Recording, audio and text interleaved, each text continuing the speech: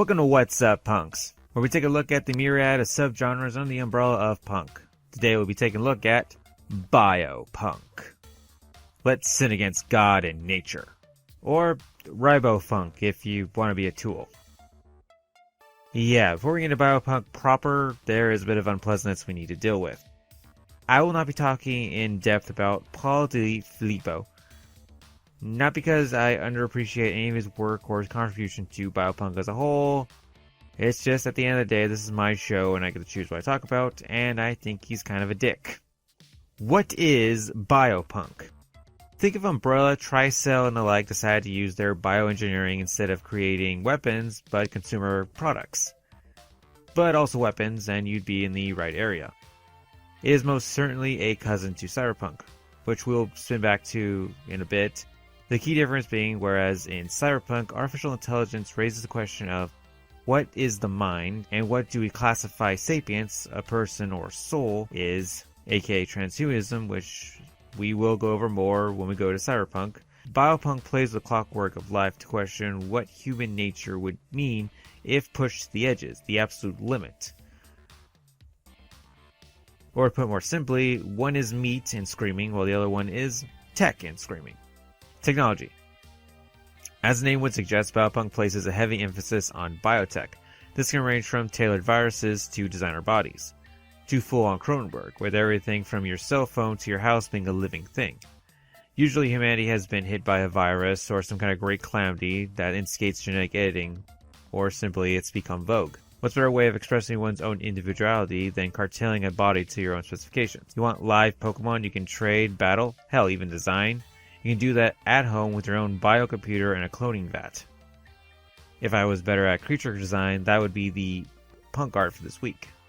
Also, has the idea not been a horrible deconstruction of the collectible monster genre? Yet. To just subdermal implants that can literally be the mouse and button, aka the button that gives you dopamine blasts on call. Or a Guyver-style weapon platform fighting adapted genetically altered zombies.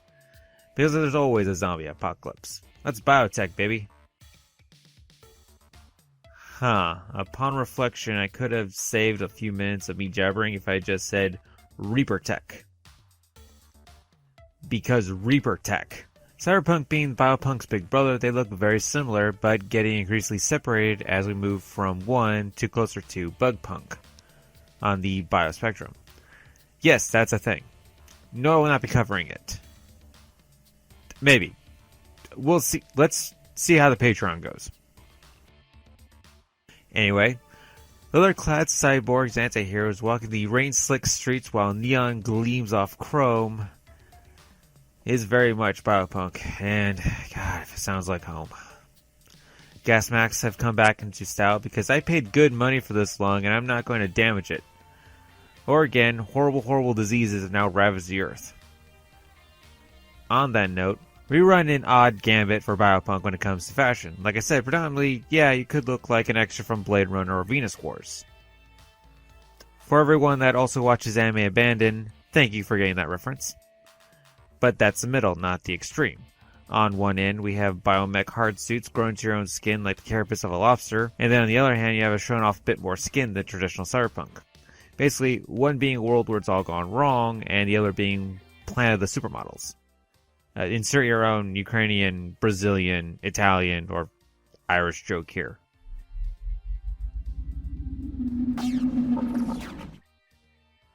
Yeah, I'm gonna piss someone off one way or the other, so I even make the joke. They've already made the joke. Besides, they're all fine ethnicities.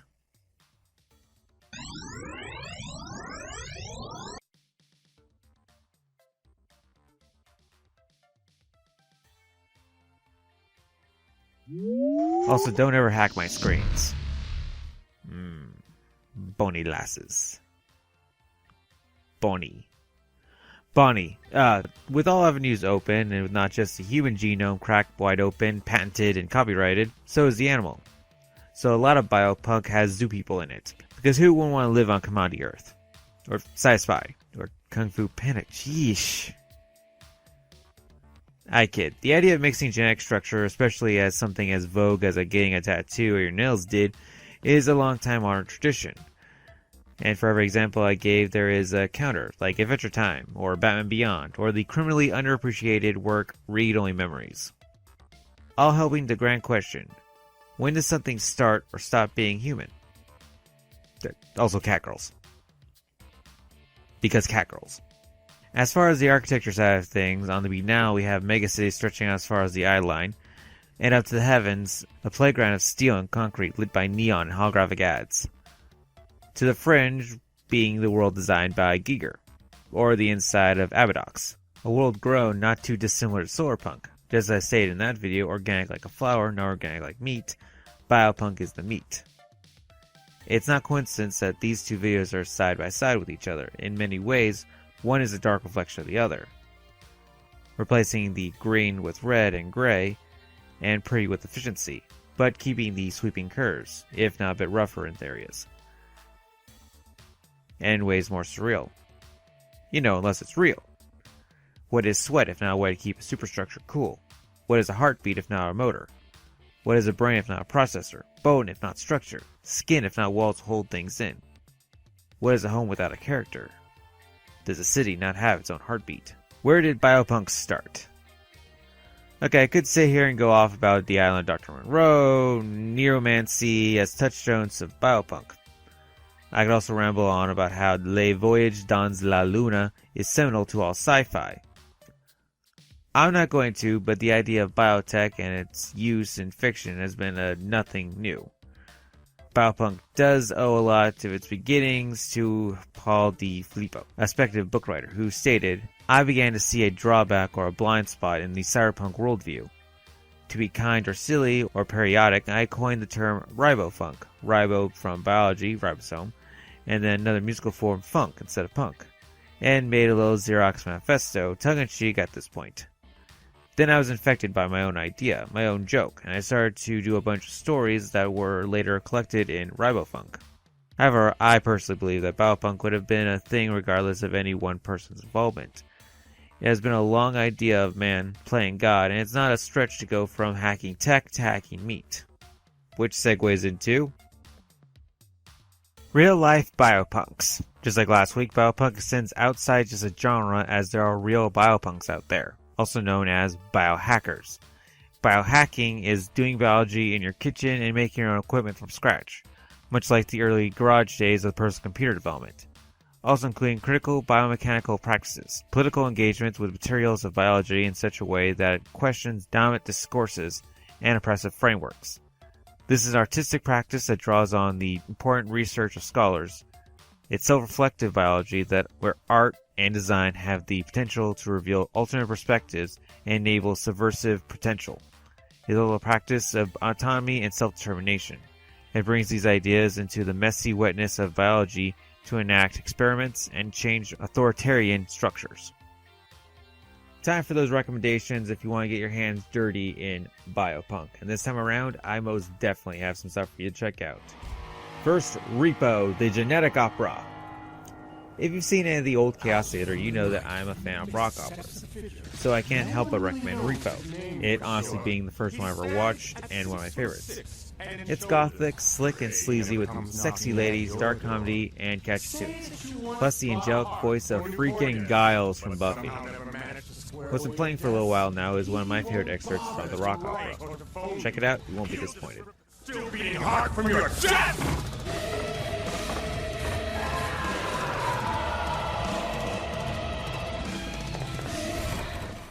Next up is Altered Carbon, the series.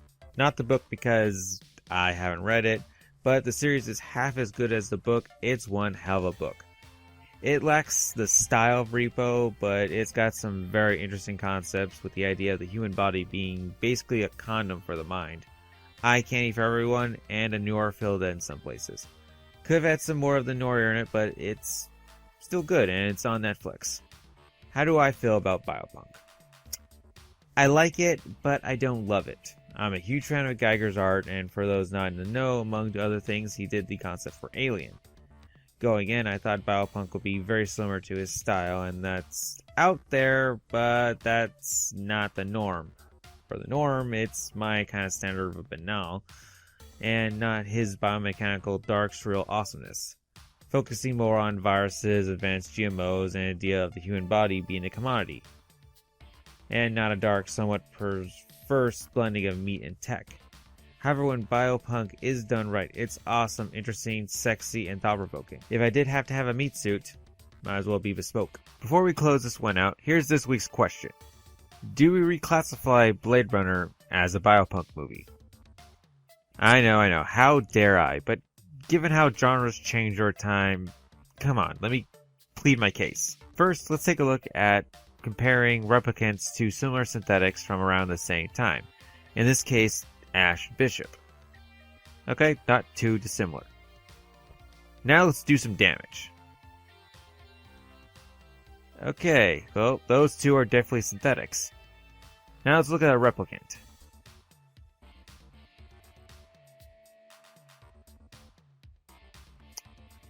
Well, that's some blood-looking blood you got there. To me at least, one is clearly a 3D printed human you decide to treat like dicks, while the rest are androids. Hell, in the follow-up, we see that they don't just come off an assembly line, but a big kind of womb. And when they die and rot into bones, those are bones, not like a carbon fiber skeleton, because they also have calcium rot. All I'm saying is that these damn things ain't boomers. Anyway, I say yes, but that's my answer. If you have your own, put in the comments and let's get a discussion going. And for this week's punk art, we have a little short like to call Move Along, Meat.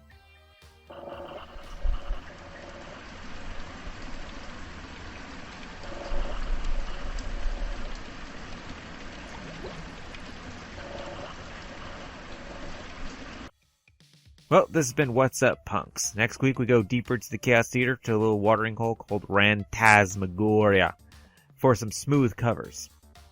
But when we come back to What's Up, Punks, we'll be taking a look at Dream Punk. Till next time, order the special, spend some time with a Razor Girl, plant a tree or ride a Zeppelin, but keep on being a no-good, dirty punk.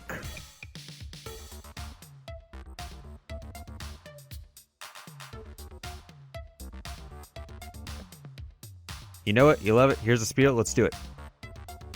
Hit subscribe to be my subscriber. Hit the bell so you know when I've actually posted stuff. Still no idea why those two things are separate now, but whatever. And of course, hit like to appease the algorithm gods. All fear and praise.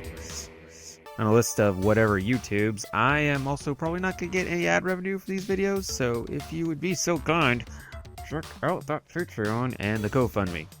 Links in the description.